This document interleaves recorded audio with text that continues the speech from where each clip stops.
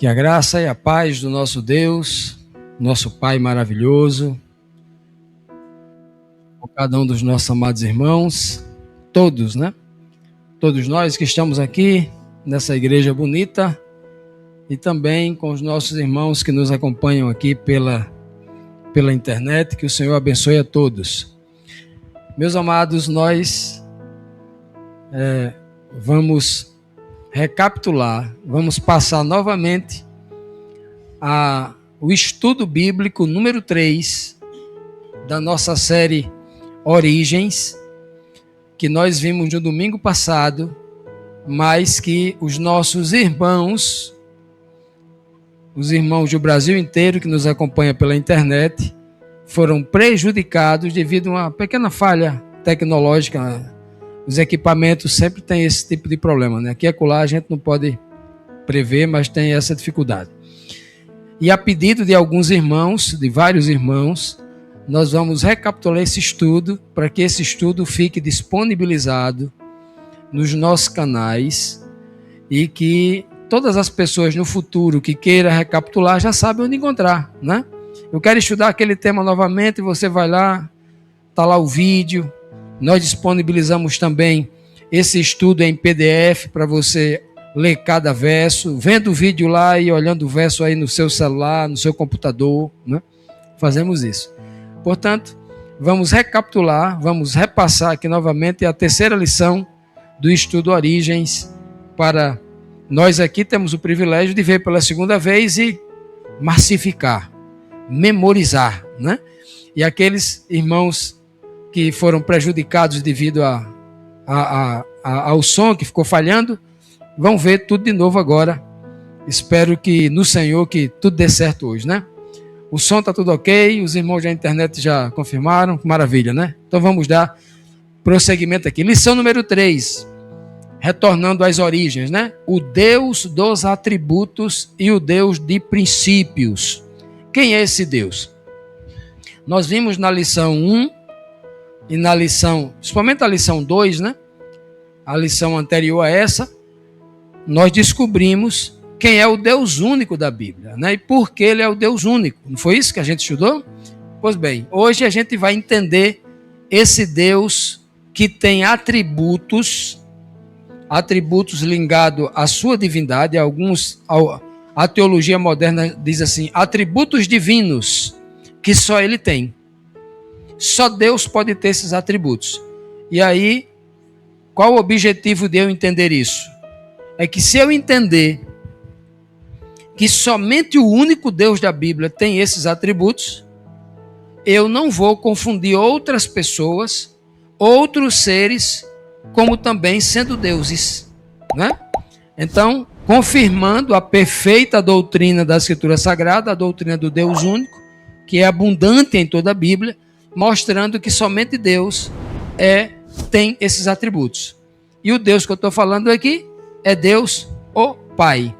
A ideia inventada desde a Idade Média, que existe Deus o Pai, Deus o Filho e Deus o Espírito Santo, essa ideia é lançada completamente por terra diante de um estudo sério como esse aqui, mostrando claramente quem tem esses atributos. Tá bom? Vamos ver. Deus, o Pai, é o único e verdadeiro Deus, distinto por seus atributos que não podem ser comparados ou replicados. Ele é eterno, infinito, em poder e sabedoria, perfeito em santidade e amor. Sua soberania, sua sabedoria, né? Sua soberania se manifesta na criação e no sustento de todas as coisas. E sua fidelidade garante que suas promessas jamais falharão.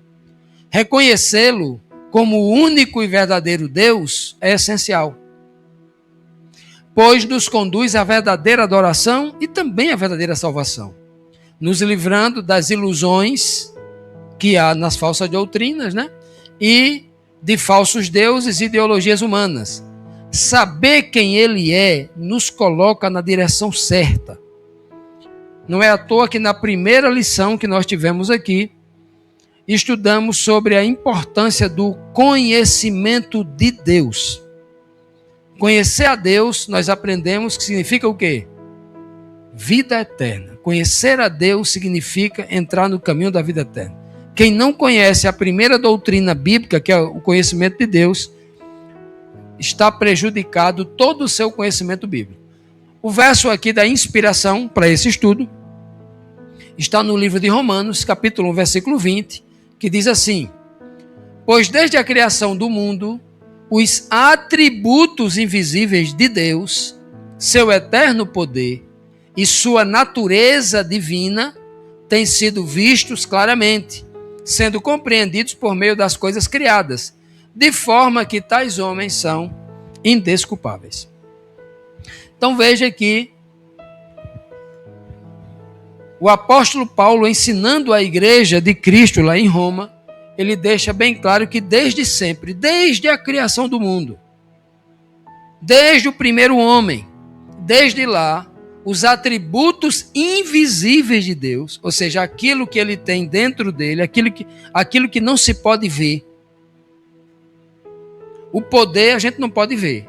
A gente vê o fruto do poder. A gente não vê o poder que diz assim, levanta-te e anda. A gente vê a pessoa andando. Então, o atributo que é o poder, a onipotência, o atributo do poder é a onipotência, né? A gente não pode ver. São atributos invisíveis. Mas nós temos visto claramente nas coisas criadas, mostrando claramente os frutos deste poder, que a gente não pode negar que esses atributos existam, né? Então vamos ver. Vamos ver cada um desses atributos. Os atributos de Deus, o Pai, né? Que somente Ele tem. Por que somente Ele tem? Eu vou explicar cada atributo. Porque, por exemplo, que o Filho, Jesus, não tem. Que a suposta pessoa do Espírito Santo não tem. Vamos mostrar aqui por quê, tá bom? Eu vou tratar basicamente a pessoa do Pai e a pessoa do Filho, né? Até porque nós teremos estudos aprofundados sobre o Espírito Santo.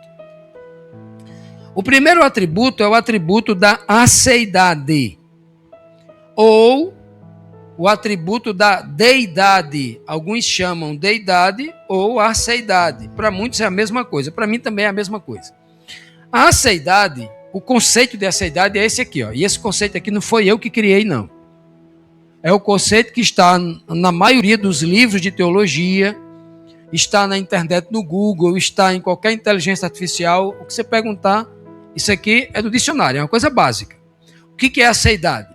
A aceidade é o atributo divino que afirma que Deus existe em si mesmo. Não precisou ninguém gerar ele.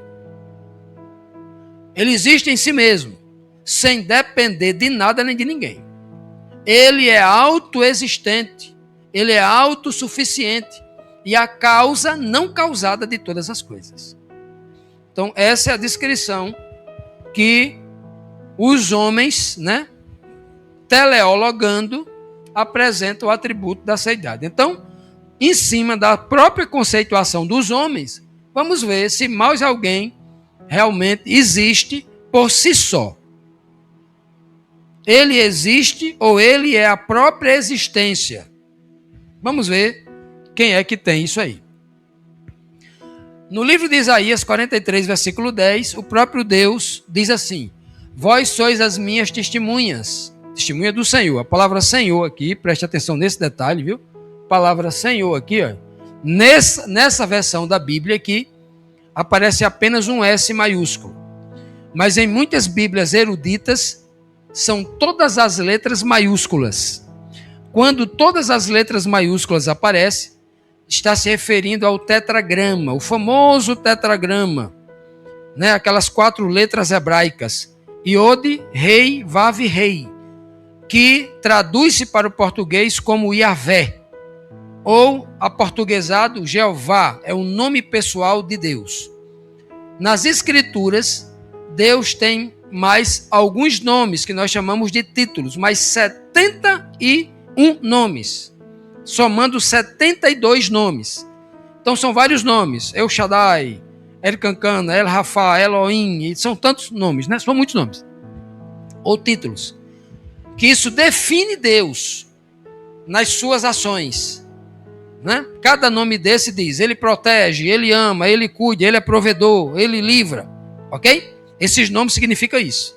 Então são títulos que Deus ama ser chamado por esses títulos, porque ele é tudo isso mesmo. Ele cuida, ele ama, ele é misericordioso, ele perdoa, tal. Então na Bíblia tem essa abundância. Ele é Senhor também. A palavra Senhor é Adonai. A palavra em hebraico Adon significa Senhor no sentido de hierarquia. Adonai é relacionado a Deus, né?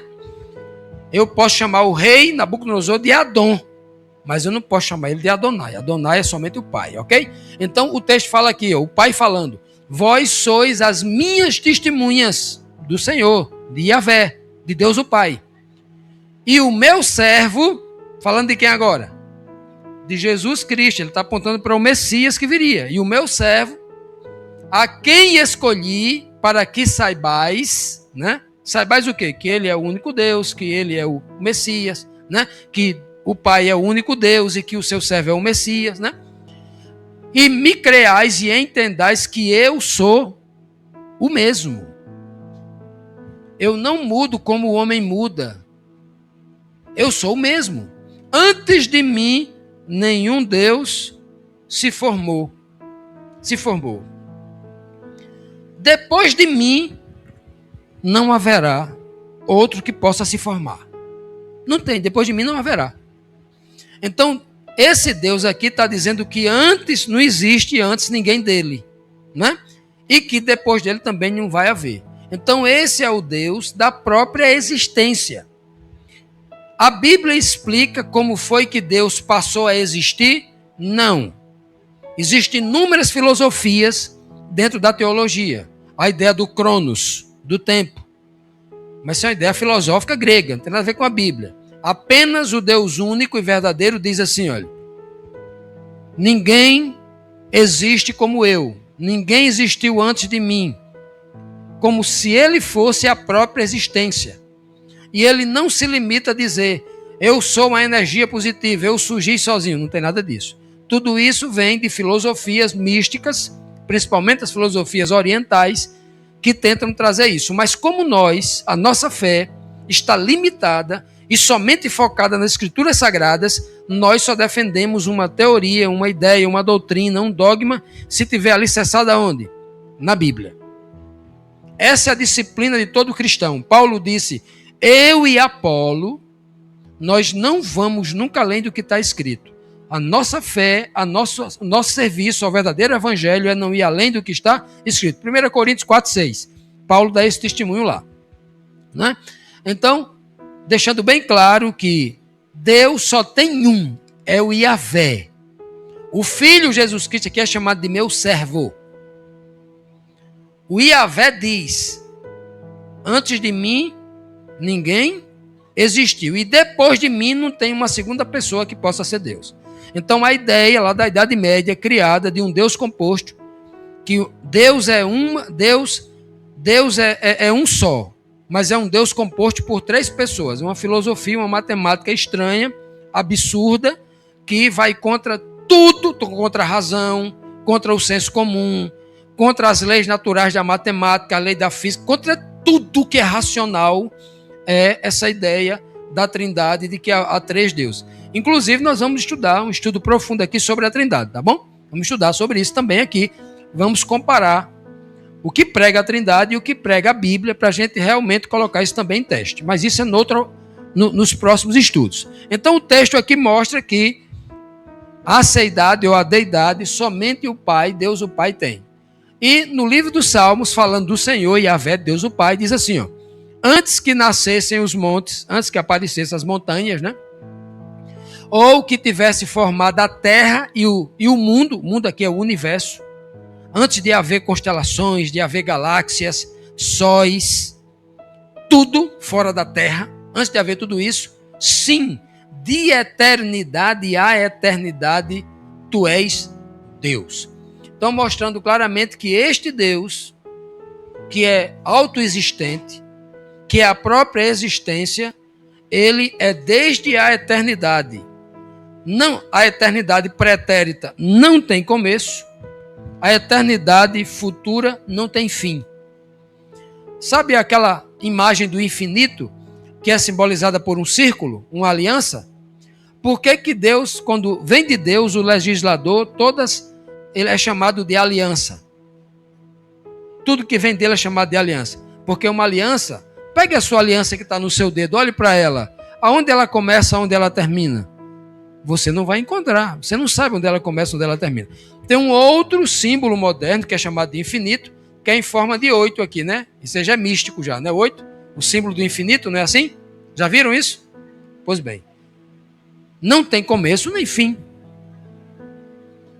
Por isso que tudo que ele fala, Eva, o que Deus fala, quando ele vai mostrar que ele é Deus lá no Antigo Testamento, a arca, ele mandou fazer, ele quando se revelou para Noé, ele falou assim, Noé, faça-me uma arca para você se salvar, faça uma arca para mim. E o formato da arca é esse aqui, ó. Todo barco tem esse formato aqui, ó. Esse formato aqui, ó, metade de uma aliança aqui, ó. Esse formato aqui, ó. Tá olhando para mim? Aí Deus, quando ele acabou o dilúvio, ele colocou no céu um arco-íris, que é essa parte aqui, ó. Aí ele complementa essa parte com essa daqui, ó. Ele fecha a aliança de Deus com o homem. Então, o Deus da eternidade, ele não tem começo nem fim. Mas quando eu vou falar de Cristo, eu digo que ele tem uma origem, que ele tem um princípio. Vocês já leram, por exemplo, o livro de Miqueias 5, versículo 2? Miqueias 5, versículo 2. Não está no estudo aqui não, mas eu estou dizendo para você anotar e estudar em casa. Miqueias 5, 2 diz assim, ó. E tu, Belém Efrata, Deus falando com a cidade de Belém. Cidade não vai responder. Mas ele falando. E tu, Belém Efrata, quer dizer pequena, insignificante, pobre, né? E tu, Belém Efrata, de ti sairá aquele que vai reinar sobre Israel. Falando de Cristo, o servo Messias. Diz assim, e suas saídas, e sua origem é desde os tempos antigos, desde os dias da eternidade. Veja, quando ele fala de Cristo, ele não fala desde a eternidade, ele fala de dias. Ele fala de origem, de princípio, de ponto de partida. E ele, quando fala dias da eternidade. E quando ele fala de Deus, ele fala de eternidade, eternidade. Então, para dizer que o surgimento do Filho é tão antigo que ele é antes do homem, mas é depois de Deus. Então, o atributo da aceidade aplica somente àquele que é autoexistente.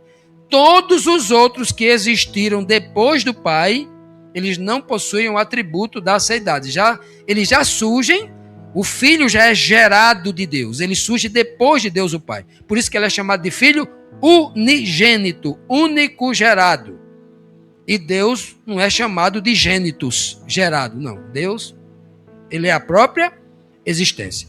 Por isso que a aceidade não se aplica a Cristo. Por 1001 motivos, que a gente vai estudar aqui nos próximos estudos, falando sobre Jesus, nós vamos trazer aqui centenas de versos provando essas questões. O próximo atributo é o atributo da unidade. Ou alguns chamam de unicidade, né? Para nós tanto faz, o importante é entender o conceito. A unidade é o atributo divino que declara que Deus é um ser único. Aquela ideia de que a Trindade, os três são co-iguais, ou seja, perfeitamente iguais. Todos os três são onipotente, onipresente, onisciente, todos os três são deuses, mas é um Deus só, né? Então essa ideia não se casa com a ideia da unidade. Aí por isso que eles criaram o termo triunidade. Já não é mais unidade, é triunidade, 3 em 1. Já é um outro absurdo. O termo bíblico, em todos os versos bíblicos, mostra que a unidade bíblica refere-se a uma pessoa. E é abundante o termo hebraico, grego, importa o que você quiser. O termo mim no singular. Deus vai usar, ele mesmo vai usar, falando em Isaías, uma dezena de versos. Inclusive, o primeiro mandamento da lei de Deus. Não terás outros deuses diante de mim. Eu sou Yahvé, o Deus que tirou vocês do Egito. Mim no singular. Não cabe 3 pessoas. Infelizmente, né? o português e o hebraico estão sendo assassinados por uma série de teólogos ali que não estão prestando atenção ao sentido óbvio das escrituras. Tá bom? Então a unidade é um atributo divino que declara que Deus é um ser único em sua essência, em sua natureza, não tem ninguém igual a ele. Ele não é dividido em 2 ou 3. Não existe outro igual a ele. E não há multiplicidade de deuses verdadeiros ou de pessoas divinas verdadeiras. Não tem isso não. A unidade de Deus afirma que ele é o único Senhor e perfeito em si mesmo. Aí você diz assim, como é que ele é o único Senhor, se a Bíblia chama Jesus de Senhor, se a Bíblia chama os reis de Senhor, se a Bíblia chama os patrões de Senhor, se a Bíblia chama os chefes de Senhor, se o irmão mais novo na Bíblia chama o irmão mais velho de Senhor, Senhor no outro contexto. O Pai é o único que é o Senhor de todos os senhores. E Cristo passa a ser o Senhor de todos os senhores da terra. E isso vamos ver no próximo estudo. No próximo estudo nós vamos desmistificar um monte de texto, por exemplo, no Apocalipse, que está se referindo ao Pai e que a falsa teologia moderna aplica a Cristo. Nós vamos provar aqui, respeitando a mensagem contextual de quem o texto está falando.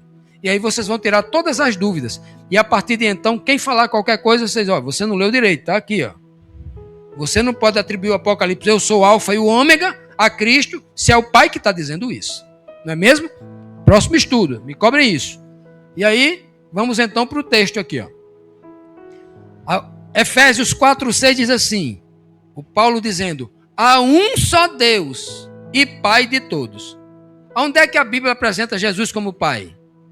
Em lugar nenhum. O próprio Cristo ressuscitado, já no corpo glorificado, diz assim, ei, eu estou indo agora para o meu Pai, que é também o vosso Pai. Estou indo agora para o meu Deus, que é também o Deus de vocês. Então, na Bíblia, só tem um Pai.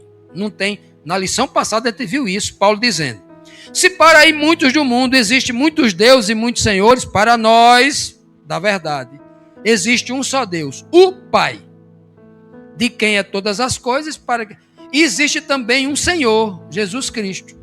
Por meio dele, a gente conhece o Pai. Não é mesmo? É o que está escrito, de forma clara, objetiva e direta. Paulo diz que há um só Deus, que é o Pai, é Pai de todos, e também é sobre todos, e é por todos, para defender e cuidar de todos. E pode estar também em todos, porque ele é onipresente, está em todos. Ok? Então, o único Deus na Bíblia é o Pai. 1 Coríntios 8, 4-6, o verso que eu acabei de citar, vou ler aqui o contexto. Agora eu trouxe o contexto, que é o versículo 4. No verso 4, Paulo diz, e que não há outro Deus, senão um só, um de unidade, um só, não tem dois. Todavia, para nós há um só Deus. Aí ele identifica quem é o Deus. Se você aprendeu que existe um só Deus, Pai, Filho e Espírito Santo, Paulo está dizendo, não, para nós há um só Deus. É somente quem? O Pai. Se a gente perguntar a Jesus Cristo, ele vai dizer a mesma coisa. Lá em João 17:3, Jesus orando ao Pai fala assim, que te conheçam a ti só, por único Deus verdadeiro. Né? Ele até usa redundância, a ti já é só. Primeira pessoa, segunda pessoa do singular, né? A ti só, né? Como por único Deus. E aí Paulo mostra claramente aqui em 1 Coríntios que somente o Pai é Deus. Inclusive nós temos, eu não sei se o irmão Valdomiro, no seu estudo aqui da sexta-feira, quando ele passou aqui, quantas pessoas podem ser chamadas de Deus, no estudo dele, ele deve ter trazido aí algumas informações relacionado a alguns grandes eruditos, alguns grandes pastores que servem a igrejas trinitarianas, inclusive. PhDs, especialista nas cartas paulinas do apóstolo Paulo, que ele vai dizer assim, ó, eu acho que é Dilson Valiante, é um desses grandes PhDs, especialista em cartas paulinas, que também serve a igreja trinitariana, que vai dizer assim, ó, em nenhuma das cartas de Paulo, ele chama Jesus de Deus, Jesus de Theos. Esse texto aplica-nos e única e exclusivamente ao Pai. Então, qualquer teólogo sério que respeita o óbvio sentido das Escrituras, vai dizer essa verdade, mesmo ele estando ligado a uma grande igreja, grande no sentido de número de pessoas, né, que creia equivocadamente na Trindade. O terceiro atributo é o atributo da eternidade, aquele que é eterno, né? A eternidade é o atributo divino que declara que Deus não tem princípio nem fim. Ele existe fora do tempo, sendo o criador do próprio tempo, do Cronos, né? E permanece imutável em sua essência e propósito. Nunca muda. Diferente da criação, que é limitada e finita, Deus é infinito em sua existência. Não tem princípio e também não tem fim. Ok? Por isso que ele é infinito. Então, olha o que diz Deuteronômio, capítulo 33, versículo 27. O Deus eterno é a tua habitação. Isso, a palavra de Deus falando pela boca de Moisés ao povo. Ó, povo de Israel, o Deus eterno é a habitação de vocês. Procure morar nele. Está nele, não é? E por baixo estão os braços eternos, baixo da habitação. E ele lançará o inimigo de diante de ti e dirá, destrói-o. Então, a própria definição que Deus se apresenta ao povo é o eterno, o Deus eterno, o Elohim eterno. Inclusive, muitas traduções de Bíblias pechitas e outras Bíblias judaicas, nós vamos encontrar muito a referência de o eterno, o eterno. Muitos irmãos não gostam de chamar a palavra Deus. Refere-se ao Pai como o eterno, porque ele é o único que é chamado assim. Jesus é chamado de eterno em algum lugar na Bíblia? Você não vai encontrar isso em lugar nenhum, nem no Novo Testamento. Principalmente no Novo Testamento. Não vai encontrar esse termo. Porque assim diz o alto e sublime, o Pai. Não, o que habita na eternidade e cujo nome é santo, num alto e santo lugar habito, diz ele. No contexto de Isaías 57, está falando de Yahvé. Se você ler o capítulo 57 todinho, você vai ver que é Yahvé que está falando. Ele é quem habita no alto, né? No alto e sublime ponto da eternidade. Está muito acima de todo mundo. Acima no sentido de ter poder, de hierarquia, de sua grandeza. Essa é a informação que está sendo passada aqui. Agora, por que Jesus não é eterno, como alguns têm pregado? Porque ele morreu. Um ser eterno não pode morrer. Jesus morreu. Ficou 3 dias lá, no túmulo, né? Morreu. Não tem como você negar isso. Ele deixou de existir por um tempo. O corpo dele estava lá. E se eu disser que Jesus estava morto, mas estava vivo em algum lugar, aí é uma invenção sua. Você está destruindo a Bíblia. Porque a própria Escritura diz que ele tinha que morrer a minha morte, senão não valeu. Se ele não morreu a minha morte, se ele não morreu no meu lugar e não morreu a minha morte, o meu pecado não foi expiado. E se ele morreu a minha morte, eu sou obrigado a entender o que as Escrituras dizem sobre a morte. Eclesiastes 9, 5 a 7 é muito claro em dizer: tudo o que te vier à mão para fazer, faze conforme todas as tuas forças. Para o Sheol, Sheol é a sepultura, para o Sheol, para onde tu vais, lá não há planos nem projetos. Lá você não tem ódio, não tem amor, não tem sentimento e nem memória. Até a sua memória foi entregue ao esquecimento para sempre. Isso é morte na Bíblia. Não é a morte espírita que entrou dentro do cristianismo aí. Criado na Idade Média com a invenção de purgatório, que tem um lugar que o cara morre, mas não morre, fica lá gritando de dor. Ou que alguém morre e vai para o céu, ficar numa nuvem branca tocando harpa. Isso é invenção antibíblica, inclusive. Criaram muitos textos, inclusive isolados, né? Texto entre parênteses, acrescentado por copistas, para tentar criar essa ideia de não morte. A alma é imortal. Mentira. Só o que eu tenho encontrado é teólogos dizendo assim: a alma é imortal. Aí você abre aí Ezequiel 18, verso 4. A alma que pecar, essa morrerá. O texto está dizendo, a alma é mortal. O texto direto. Mas tem pastor dizendo, a alma é imortal. Aí Deus dizendo, A alma que pecar, a palavra é alma. Abra aí Ezequiel 18:4 para ver se eu estou falando bobagem. A alma que pecar, esta morrerá. O texto está dizendo, a alma morre. Aí o teólogo, o irmão Pedro, diz assim, a alma não morre, é eterna. Vocês querem acreditar em quem? Em Deus ou no teólogo? Esse é o problema da humanidade, né? Pois bem, a infinitude. A infinitude é muito parecido, né, com a eternidade, mas por que a teologia criou todas essas, né, filosofias? Eu estou trazendo exatamente tudo isso para mostrar que a própria filosofia, que a teleologia criou para tentar criar uma teologia moderna, ela é um poço de contradição. A infinitude de Deus é o atributo que declara que ele não possui limites em seu ser.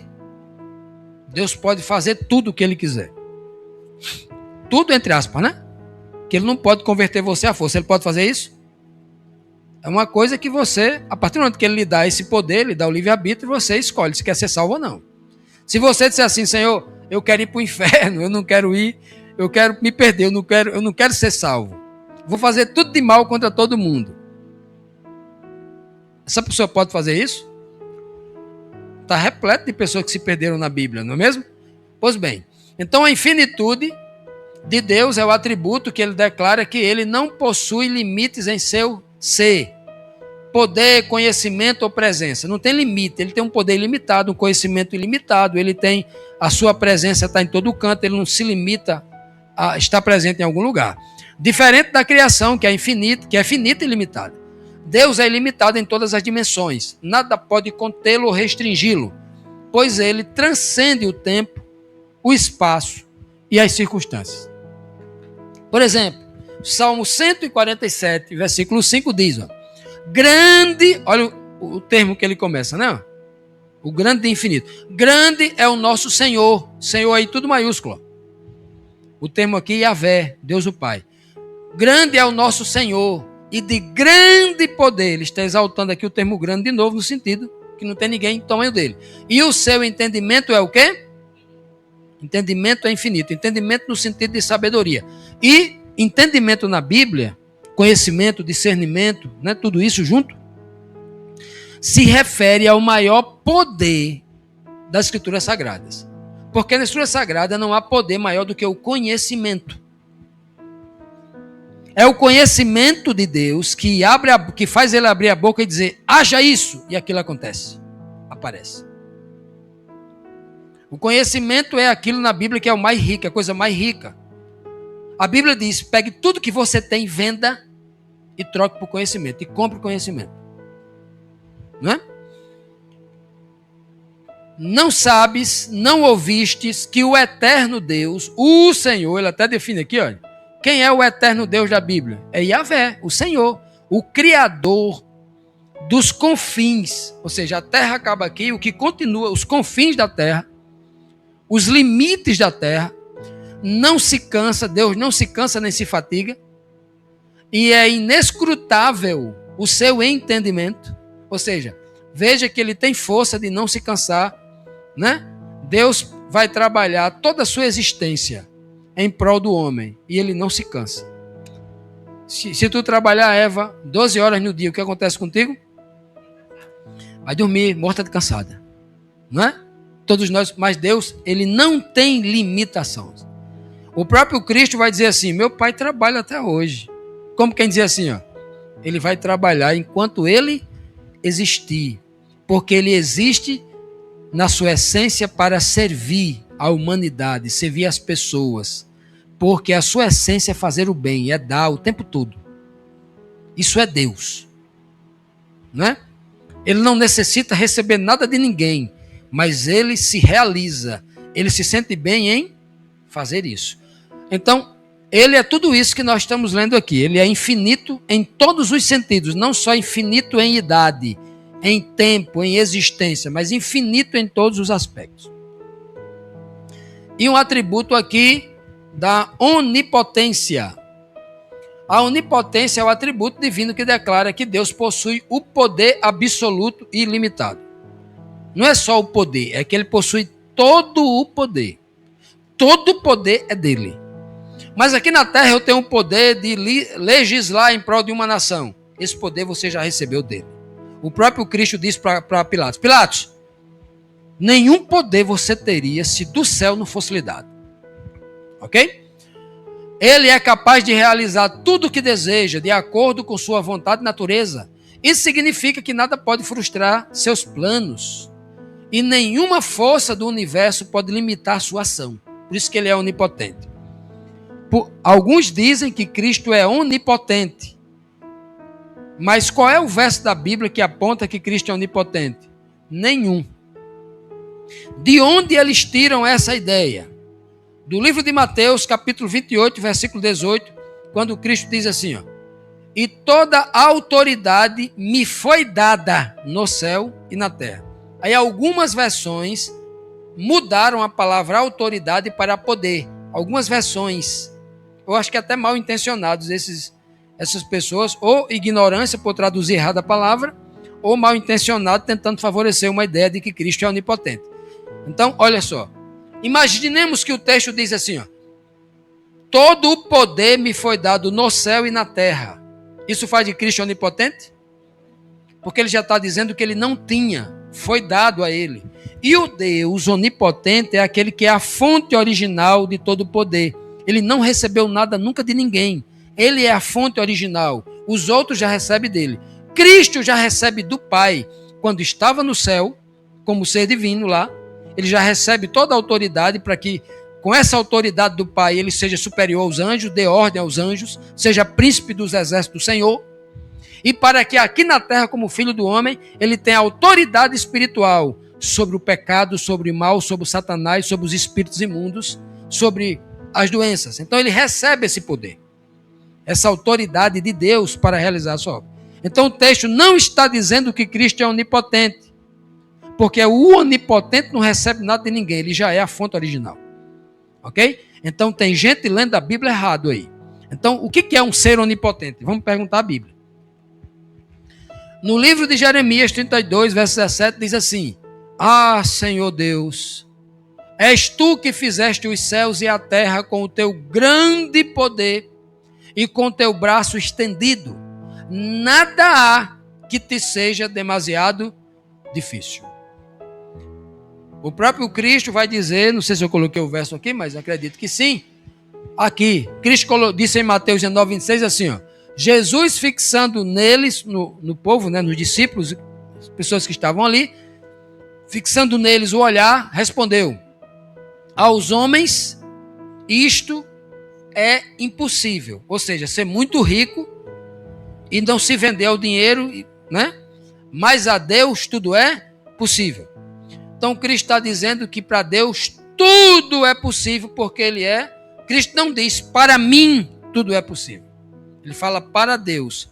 Aos homens tudo é possível, porque Ele está se colocando ali na figura de filho do homem, também um ser humano, né? Então para Deus tudo é possível. O próprio Cristo vai dizer aqui no livro de João, capítulo 5, versículo 19 e o versículo 30, o filho nada pode fazer de si mesmo. O próprio Cristo está dizendo: eu não posso fazer nada de mim mesmo. Mas a Deus ele diz: tudo ele pode fazer. Eu não posso fazer nada, qualquer coisa, pequena ou grande, nada de mim mesmo.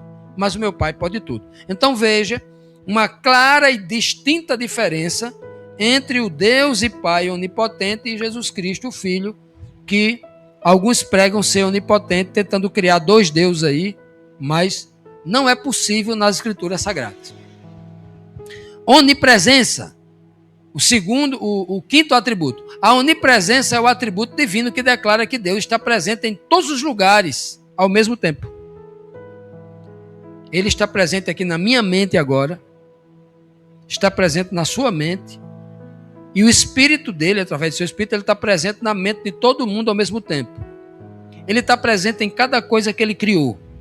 Ele está presente em cada molécula de água. Ele está presente em cada célula de cada planta. Ele está presente em tudo. Porque a sua digital está em tudo. Por isso que ele é onipresente. Ele não está limitado por espaço ou tempo e não pode escapar e nada pode escapar da sua presença. Ele se faz presente em cada parte de tudo que existe. Essa é a definição da teleologia. Para onde me irei do teu espírito, disse Davi no Salmo 139. Para onde eu posso fugir do teu espírito, da tua presença espiritual? Ou para onde fugirei da tua presença, disse Davi. Se eu subir ao céu, imagine que o cara pega um foguete aqui, ele viaja na velocidade da luz, aí se esconde atrás do planeta Júpiter. Se eu subir ao céu, tu já estás lá. E se eu fizer no Sheol, na sepultura, 7 palmos debaixo do chão e cobrir com concreto a minha morada, a minha cama, tu também está lá. Se eu tomar as asas da alva, está falando da asa de voar aqui. Aí.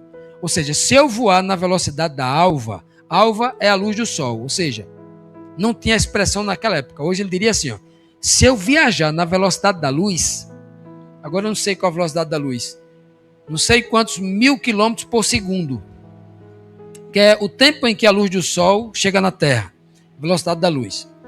Se eu viajar na velocidade da luz, nada viaja na velocidade da luz, nada. O ser humano não tem nada aqui nesse planeta que possa viajar nessa velocidade.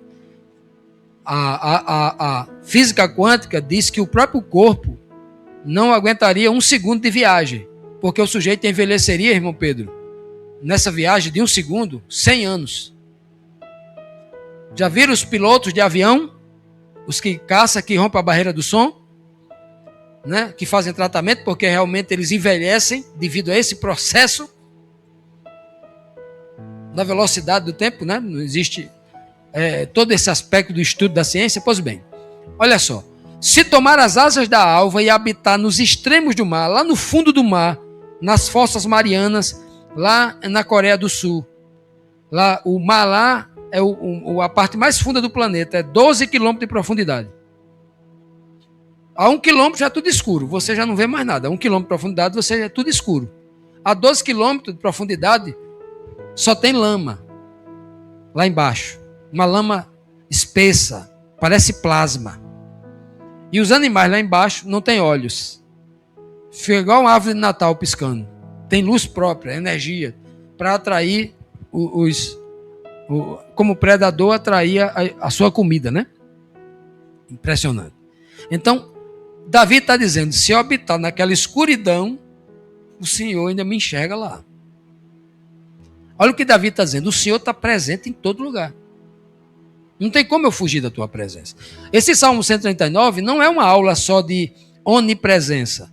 Ele vai falar de onipotência, de onisciência, vai falar de muito, né?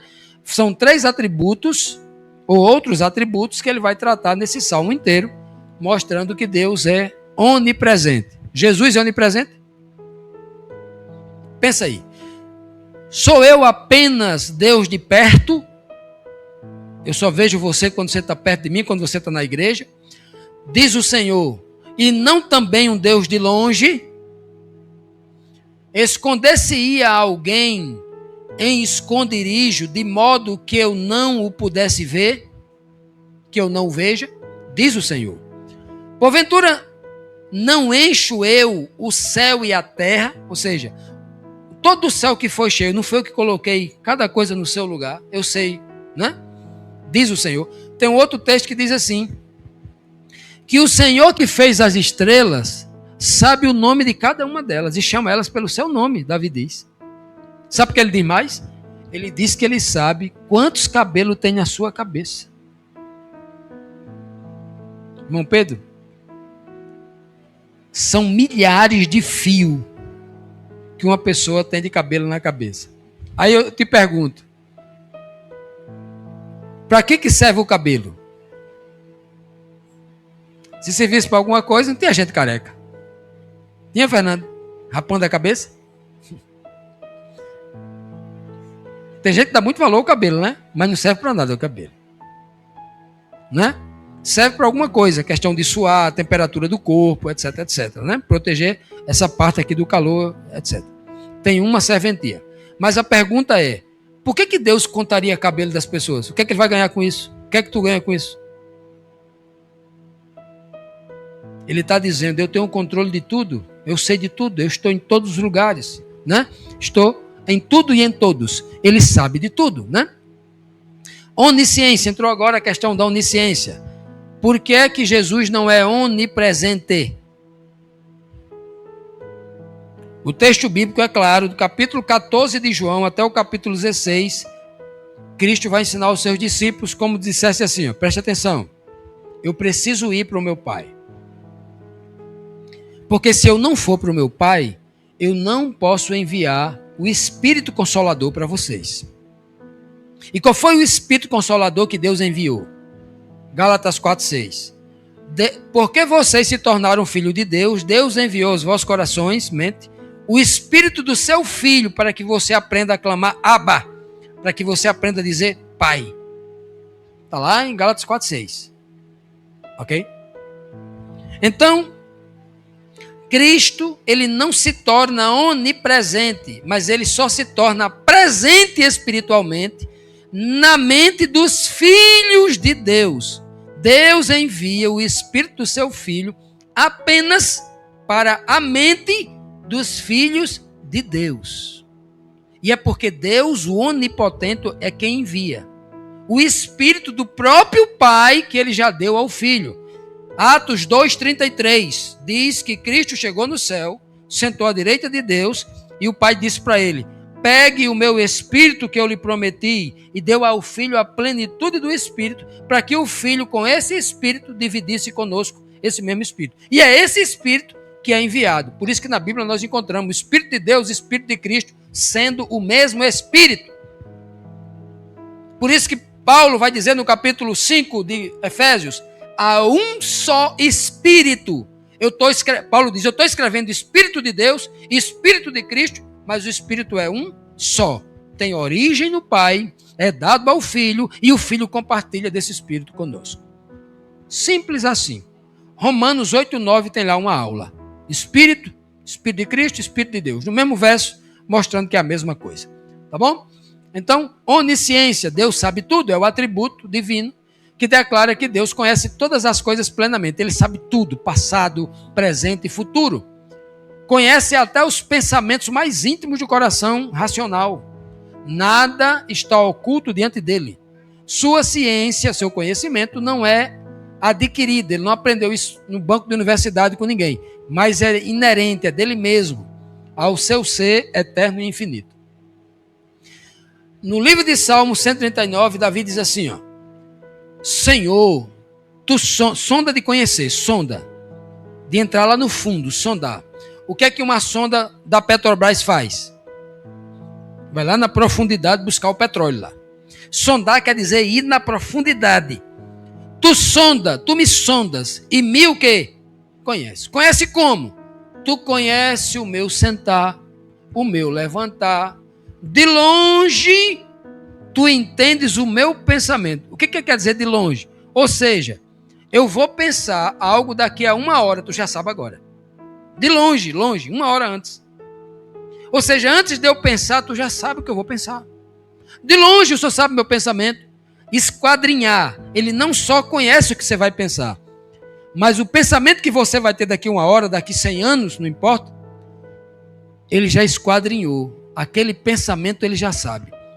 Essa partícula aqui é para o mal. Essa é boa intenção, essa aqui é para o mal, essa daqui é para o mal, essa é para o bem, essa é para o mal, essa é para o bem. Ele já sabe tudo do seu pensamento. Ele esquadrinha o meu andar e o meu deitar e conhece todos os meus caminhos, ou seja, conhece até onde eu vou caminhar daqui a 100 anos, se eu viver 100 anos. Meus caminhos, lá na frente. Sem que haja uma palavra na minha língua, eis que o Senhor já conhece a palavra que vai sair da minha boca. O nome disso é onisciência. Isso é uma descrição clara, teológica, mais precisa do que os dicionários de hoje. É o que Davi fala sobre onisciência. Já Jesus faz o quê? Jesus é onisciente? O que é que ele diz em João capítulo 8, João capítulo 10, João capítulo 2, João capítulo 14, João capítulo 17? Ele vai repetir a mesma coisa. No capítulo 12, ele é muito claro. Versículo 49 e 50, ele diz assim. Cristo fala assim.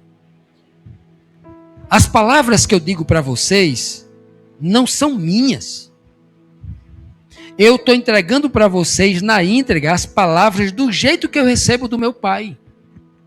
Ele está dizendo assim: eu não tenho a sabedoria para pregar a verdade de mim mesmo. Eu sou a sabedoria de Deus porque eu faço do jeito que Deus manda eu fazer. Eu sou chamado de sabedoria porque tudo que eu recebo de Deus eu entrego a vocês. E vocês serão sábios se fizerem o mesmo.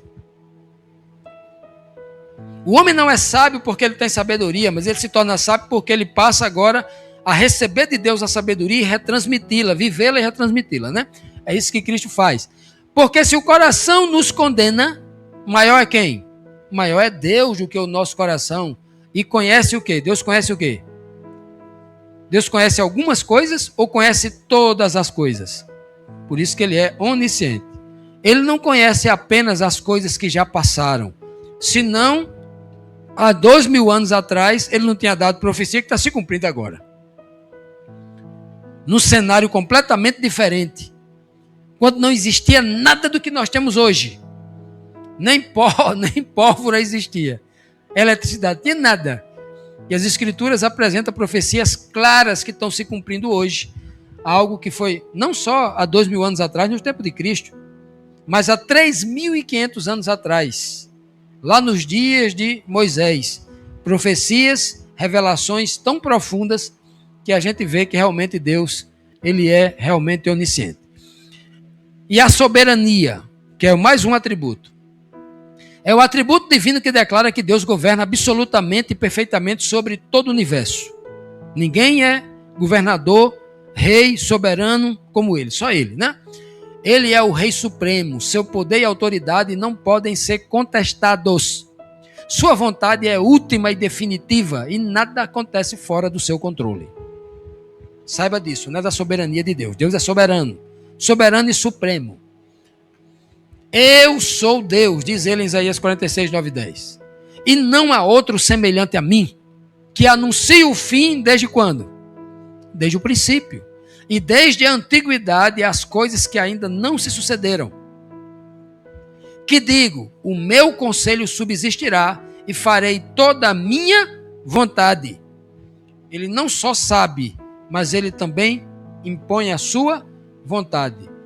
Então, nunca se esqueça disso. Vivemos num mundo hoje onde as mídias sociais ficam dizendo: vai acontecer isso, vai cair uma bomba, vão dizimar 90% da população mundial. Aí você questiona: e Deus perdeu o controle, foi?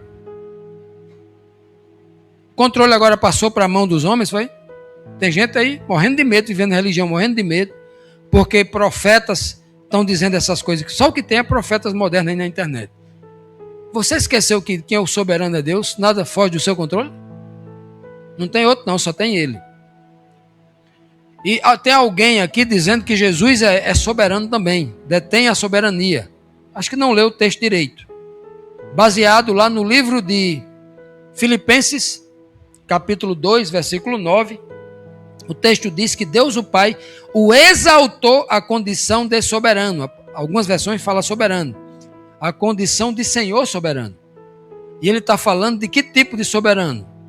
Um soberano sobre os reis da terra. Não é um soberano do universo. Esse é Deus. Quando a Bíblia diz que Jesus é juiz do julgamento dos homens, o próprio Cristo diz: mas eu continuo julgando, escutando a voz do juiz que é Deus. E por isso que o meu juízo é reto. Deus ninguém julga, mas ao Filho confiou todo juízo. João 5, 27. Aí no verso 30 ele diz: e o meu juízo é justo, porque não faço nada de mim mesmo. Eu só julgo aquilo que eu escuto. Ele está dizendo: tem um juiz acima de mim, que é o juiz dos juízes, quem me orienta o julgamento. Parece que o povo não leu direito esse texto. No livro de 1 Coríntios, capítulo 15, versículo 27 e 28, Paulo diz: e Deus colocará todas as coisas debaixo dos pés de Cristo. Não é para Cristo pisar e humilhar, não.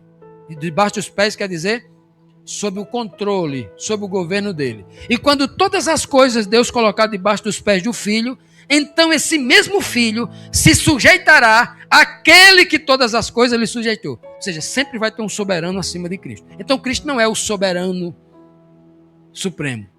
Ele é um soberano sobre os reis da terra, como o texto está sendo aplicado. E a gente não pode ignorar isso. soberano absoluto, segundo as Escrituras, é somente o Pai. Daniel 4:5, por exemplo, vai falar dessa soberania de forma quase que poética, né? Lá, numa cena muito profunda que aconteceu lá com Nabucodonosor, né? E todos os moradores da terra são reputados em nada. Ou seja, nós diante da glória de Deus, né? Não que nós não valemos nada para Deus. Para Deus nós somos de alto valor. Mas assim, comparando a glória dele, né? E segundo a sua vontade, ele opera no exército do céu e entre os moradores da terra. Não há quem lhe possa deter a mão, nem lhe dizer o que é que você está fazendo. Não tem ninguém igual a ele que possa dizer: oh, Deus o Pai, você está fazendo isso por quê? Não tem ninguém. Nem o filho, nem nada. Ninguém diz nada disso aí. Só ele. Não tem ninguém, nenhuma outra pessoa que faça isso. A imutabilidade. A imutabilidade é o atributo divino que declara que Deus não muda em seu ser. Ele é imutável. Nós mudamos. Não mudamos com a idade? Quem aqui nasceu cabeludo e cheio de dente aqui? Ninguém. A gente nasceu careca, com os olhos fechados, banguelo, não sabia falar, não sabia andar, só sabia chorar e mamar, né? Aí a gente foi mudando ao longo do tempo, né? Uns ficando mais bonitos, outros ficando diferentes, não. Até chegar a idade, a velhice, quando começa a ficar careca e banguelo de novo, né? Olha o processo de mudança a vida toda, né? Pois bem, é assim, ó. Deus é imutável, é diferente dos seres humanos aí, ó. Ele é o mesmo sempre, diferente da criação que está sujeita a mudanças. Deus permanece constante e fiel, garantindo estabilidade e segurança para aqueles que confiam nele. Um verso, de forma direta, absoluta, Malaquias 3,6. Pois eu, o Senhor aqui é o que? Essa palavra Senhor? Yahvé, Deus o Pai. Pois eu, Yahvé, Deus o Pai, não mudo. Por isso, vós, filhos de Jacó, não sois consumidos. É muito claro. E o texto de Tiago, aqui, 1,17, diz assim: toda dádiva, toda. Ou é só algumas dádivas? Tudo que a gente recebe de dons, de coisa boa, vem dele. Ó. De dom perfeito vem do alto. Descendo de quem? Do Filho, do Espírito Santo ou do Pai? Do Pai das luzes, em quem não há mudança e nem sombra de variação. Ele é a fonte de tudo. Ele não pode nem variar. Jesus mudou? Não estou dizendo que Jesus mudou de ideia. Jesus mudou de doutrina, não é esse o contexto. Mas a mudança aqui é absoluta. Em tudo. Jesus mudou. Um dia ele foi criança, depois passou a ser adolescente, jovem, adulto. Não passou por mudança? Jesus passou por mudança de aprendizado. Lucas capítulo 2, versículo 40 e o 52 diz bem claro que Jesus crescia em estatura, em conhecimento, em sabedoria e em graça. O livro de Hebreus, capítulo 5, versículo 8, diz que e Cristo Jesus aprendeu por meio das coisas que sofreu e tendo sido aperfeiçoado, o aperfeiçoamento é um processo de mudança. Ok? Agora, para nós concluirmos, vamos aqui para... Eu falei dos atributos. Agora vamos para os princípios. Ou alguns chamam isso de atributos comunicáveis. Os atributos que nós vimos até agora são atributos incomunicáveis. Só o Pai tem. Ninguém mais tem. É incomunicável. Isso é só dele. Ok? Mas agora são atributos que eu chamo de princípios ou atributos comunicáveis. Você pode ter isso. Pode receber isso de Deus. Vamos para os princípios desse Deus maravilhoso, que tudo sai dele, sendo ele a fonte original de tudo isso. Primeiro é o amor. Por isso que 1 João 4,8 diz que Deus é o quê? Amor. Se alguém disser para você que Deus é terror, que Deus é morte, que Deus é ódio, alguém leu a Bíblia errada, traduziu errado. Alguém leu o verso assim, ó, lá em Jó, eu crio o mal. Não tem versão que fala assim? Um irmão um dia desse perguntou para mim, Fábio Mara, Deus cria o mal. Diga porque a sua versão, pegue outras versões, você vai enxergar aí. A palavra ali mal, até algumas versões está dizendo, eu crio a tormenta, a tempestade. e crie o dia de sol bom. Aí alguém traduziu como mal, porque a palavra raiz hebraica é parecido. Aí o sujeito traduziu como mal. Aí o mal na nossa língua portuguesa tem outra conotação. Deus não é mal, Deus não cria desgraça, Ele só cria coisa boa. Ele é amor. Essa é a essência. Quando a Bíblia diz que Deus vai ter um fogo consumidor, um fogo do céu, aplicando a justiça, que é também um atributo dele, a justiça, um Deus justo. Quando ele faz isso, a Bíblia chama isso de o estranho ato de Deus. Ele tem que aplicar a justiça, porque a justiça não pode deixar de ser feita. Bondade é o segundo. Provai e vede que o Senhor, que Yahvé é o quê? É bom. Prove se ele é bom ou se é ruim. Saia daqui hoje, essa semana, Senhor, se tu é bom mesmo, faz isso por mim. Teste ele. Ele está pedindo o tempo todo. Se você quer saber se Deus é, peça para ele para saber se ele é bom ou ruim. Agora, não se esqueça, se você pedir isso para ele, não se esqueça de contar para os outros, testemunhar do que ele fez por você. Não esqueça disso não, viu? Tem muita gente que está testando Deus aqui, aí só vem a nós, vosso reino nada, como diz na gíria aí, né? Misericórdia. Terceiro ponto. As misericórdias do Senhor são a causa de nós não sermos consumidos. A grande prova que Deus é um Deus misericordioso, que nós estamos vivos. Com quase 6.000 anos de história bíblica, né? De pecado e de maldades do ser humano, estamos vivos. E Deus não destruiu todo mundo. É a prova de que Ele é um Deus misericordioso. Nós estamos como crentes pregando a Bíblia, conhecendo a Bíblia, pregando a Bíblia, vivendo a Bíblia. Aqui e acolá dá um escorregão. O homem que conhece a Bíblia poderia errar? Não, porque já conhece o certo. Deus deveria o quê? Fulminar na hora, pela sua santidade. Mas Ele não faz isso por causa da sua misericórdia. 4. Sabedoria. A sabedoria e a força pertencem a quem? A Deus. Diz Jó 12:13. Sabedoria e a força pertencem a Ele. Todo mundo que se torna um sábio, se tem alguma força em si, recebeu de quem? De Deus. Ele é a fonte original. Justiça. O Senhor é justo em todos os seus caminhos.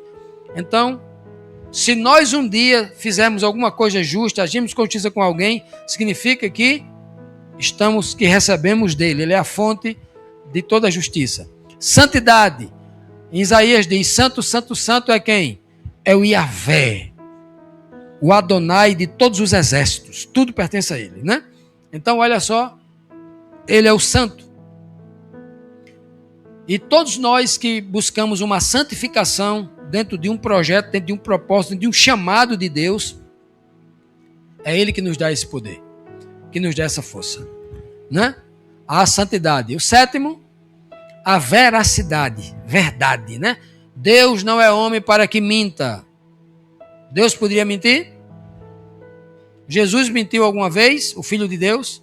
Os anjos que vieram aqui à terra podem mentir trazendo mensagem de Deus? Não, porque Deus é um Deus da... Inclusive, João apresenta Deus como o verdadeiro. Cristo também apresenta. A ti só por único Deus verdadeiro. Lá em João 17:3. E lá em 1 João 5:20, ele fala como o Deus verdadeiro que enviou Jesus, o Filho do verdadeiro. Está lá em 1 João 5:20, né? Aqui está em Números, né? 23:19, que Deus não mente, Ele é da verdade. Liberdade. Ora, o Senhor é o Espírito. Esse texto aqui está falando, obviamente, de Cristo, né? O Senhor Jesus é esse Espírito que está operando aqui em nós, né? E onde há o Espírito do Senhor, o Espírito de Yahvé, olha só que coisa linda. Tem duas informações importantes nesse texto aqui, ó. Aí há o quê? Liberdade. Cristo veio no Espírito de Deus para proclamar a liberdade. Então, o dom, a dádiva de sermos livres não é nossa.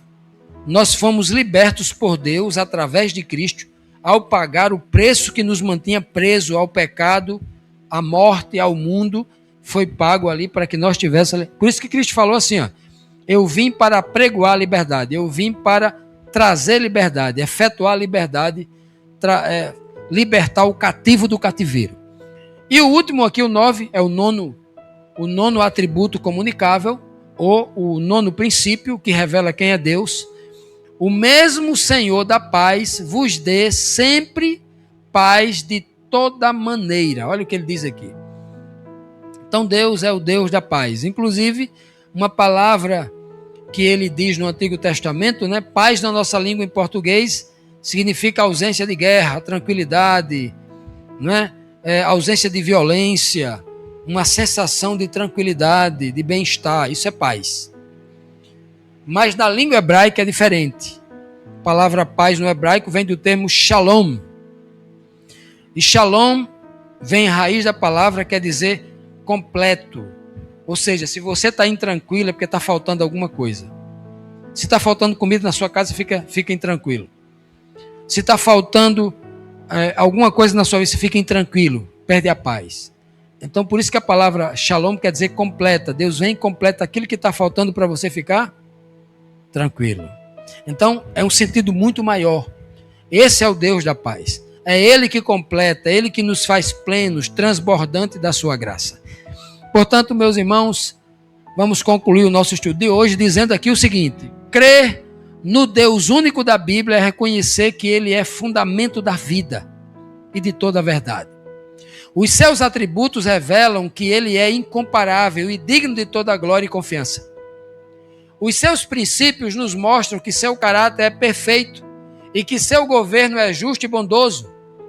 Assim, a fé no Deus verdadeiro não é apenas uma escolha espiritual, mas a certeza de que nossa existência encontra sentido, segurança e esperança nele, no Deus único, o Senhor que reina com justiça e deseja nos envolver com sua bondade eterna que restaura e salva todo aquele que o ama. Que o Senhor, nosso Deus e Pai, o único Deus verdadeiro, através do nosso Senhor e Salvador Jesus Cristo, nos faça compreender essas verdades doutrinárias, para que ao conhecer essas verdades doutrinárias, eles nos levem a um segundo conhecimento, um conhecimento de um relacionamento espiritual com Ele. Que o Senhor nos abençoe e nos guarde em nome de Jesus.